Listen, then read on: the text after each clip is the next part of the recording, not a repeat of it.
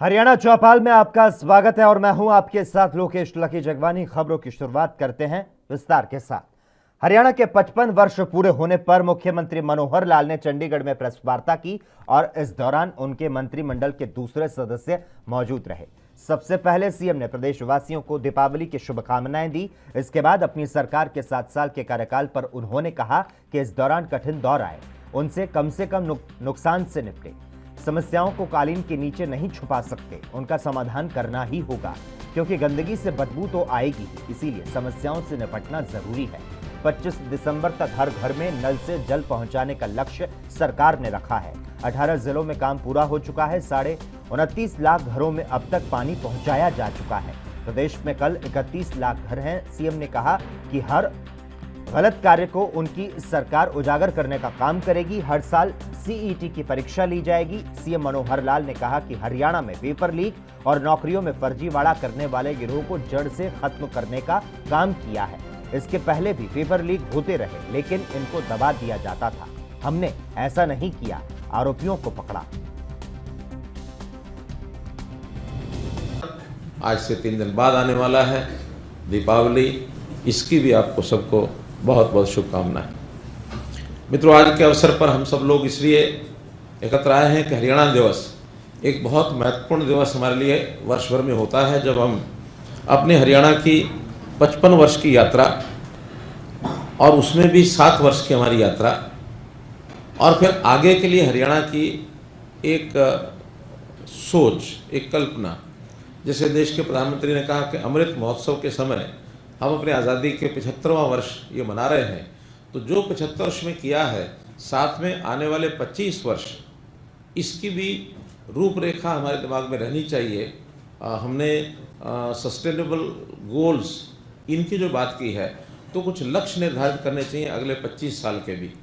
वो जो सस्टेनेबल गोल जो हैं, इनका डेवलपमेंट गोल्स, इनकी रूपरेखा तो 2030 तक की बनी है, लेकिन उसके भी आगे हमने 7 साल में जो 2014 का गुड गवर्नेंस डे हमने मनाया था, उस दिन ही हमने शुरुआत कर दी थी कि एक transparent government, zero tolerance for corruption, इस प्रकार के सारे सिस्टम को हमने शुरू किया था।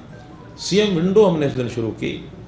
उस दिन हमने एक प्रकार से ई गवर्नेंस की शुरुआत की थी और शुरुआत करने के बाद चाहे वो हमारी transparent policy, online transfer policy हो, चाहे मेरिट के ऊपर नौकरियां हों, और चाहे ई ऑफिस की हमने अब शुरुआत की है। बहुत से ई ऑफिस के माध्यम से चीज़ें पहुंच गई हैं।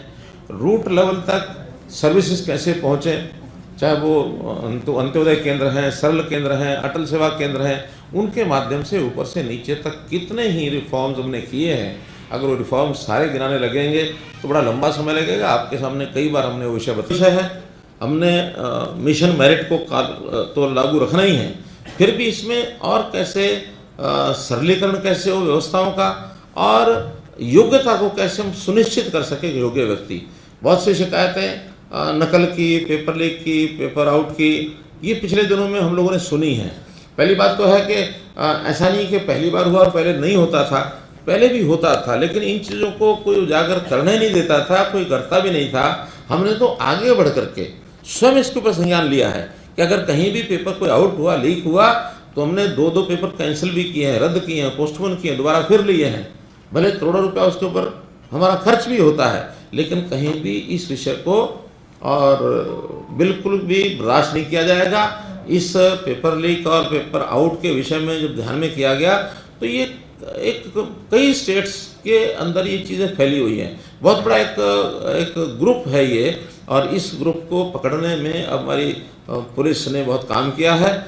पीछे जो एक पेपर आउट हुआ था, उस पेपर आउट होने में जम्मू कश्मीर, आंध्र प्रदेश, गुजरात, हरियाणा और कितने प्रदेशों के, यानी हिमाचल में भी कुछ लिंक मिले।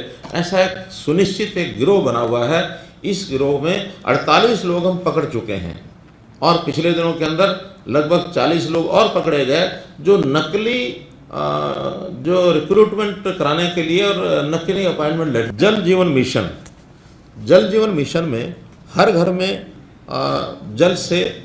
नल से जल पहुंचाने का काम कुल गांव 6803 है हरियाणा के, पंचायतें कम है लेकिन गांव 6803 हैं। जिसमें से 95% 95.42 इतने प्रतिशत घरों में नल से जल पहुंचाया जा चुका है। अगर मैं गांव की संख्या बताऊं तो 6156 लगभग 600-650 गांव ऐसे बचे हैं। जिले 18 जिले तो कंप्लीट हो गए हैं, 4 जिले ऐसे हैं जिसमें भी काम चल रहा है। आने वाले 2 महीने में, यानी अगर हम टारगेट रखेंगे तो 25 दिसंबर, क्यों देवेंद्र जी रखने को हम 31 दिसंबर भी रख सकते हैं, लेकिन 25 दिसंबर और बढ़िया दिन है, हमारा गुड गवर्नेंस डे जिसको कहते हैं, अटल जी का जन्मदिन, उस दिन तक हम इसको पूरा कर लेंगे, ऐसा हमारे डिपार्टमेंट ने एक टारगेट तय किया है। 30,96,000 अर्थात 31 लाख घरों में से 29.5 लाख घरों में और नल से जल पहुंचाया जा चुका है। वहीं राष्ट्रपति रामनाथ कोविंद ने भी आज हरियाणा समेत आंध्र प्रदेश, छत्तीसगढ़, मध्य प्रदेश, कर्नाटक, केरल के स्थापना दिवस पर लोगों को बधाई दी। राष्ट्रपति कोविंद ने ट्वीट किया, आंध्र प्रदेश, छत्तीसगढ़, मध्य प्रदेश, हरियाणा, कर्नाटक, केरल, पंजाब, लक्षद्वीप और पुडुचेरी के लोगों को उनके स्थापना दिवस पर बधाई। इन राज्यों एवं केंद्र शासित प्रदेशों के लोगों को उज्जवल भविष्य के लिए मेरी शुभकामनाएं। तो वहीं प्रधानमंत्री नरेंद्र मोदी ने आज हरियाणा, मध्य प्रदेश, छत्तीसगढ़, केरल, कर्नाटक और आंध्र प्रदेश के स्थापना दिवस के मौके पर राज्यों के लोगों को बधाई दी और उनके स्वस्थ और सफल जीवन की कामना की। उन्होंने सभी राज्यों को एक एक कर ट्विटर के माध्यम से बधाई दी। उन्होंने कहा कि हरियाणा वासियों को राज्य के स्थापना दिवस की ढेरों बधाई। मेरी कामना है कि परंपरा और संस्कृति को सहेज कर रखने वाला ये राज्य विकास के नित नए मानदंड गढ़ता रहे। आपको बता दें कि हरियाणा 1966 में अस्तित्व में आया, जबकि आंध्र प्रदेश, मध्य प्रदेश, कर्नाटक और केरल 1956 में राज्य बने और छत्तीसगढ़ 2000 में राज्य बना।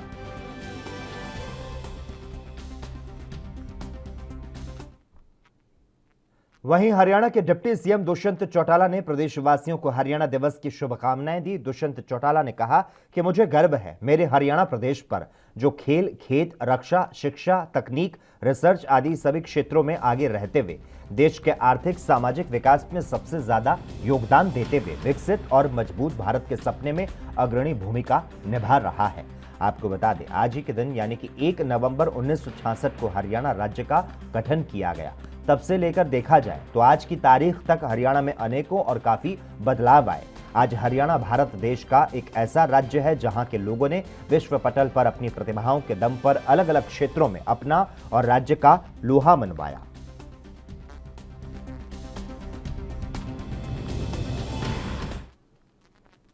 हरियाणा दिवस पर आयोजित कार्यक्रम के मौके पर लोगों को संबोधित करते हुए बीजेपी सांसद डॉक्टर अरविंद शर्मा ने कहा कि रैपिड ट्रांजिट सिस्टम के दूसरे फेज में रोहतक को दिल्ली से मेट्रो के जरिए जोड़ दिया जाएगा। वहीं भाजपा सांसद ने इस दौरान देश की आजादी में हरियाणा के योगदान का जिक्र किया, तो साथ ही उन्होंने हरियाणा की विकास यात्रा की जानकारी दी। इसके अलावा उन्होंने प्रधानमंत्री नरेंद्र मोदी और मुख्यमंत्री मनोहर लाल की सराहना की। इस अवसर पर कार्यक्रम में रोहतक के उपायुक्त कैप्टन मनोज कुमार, अतिरिक्त उपायुक्त महेंद्र पाल समेत अनेक गणमान्य व्यक्ति मौजूद रहे।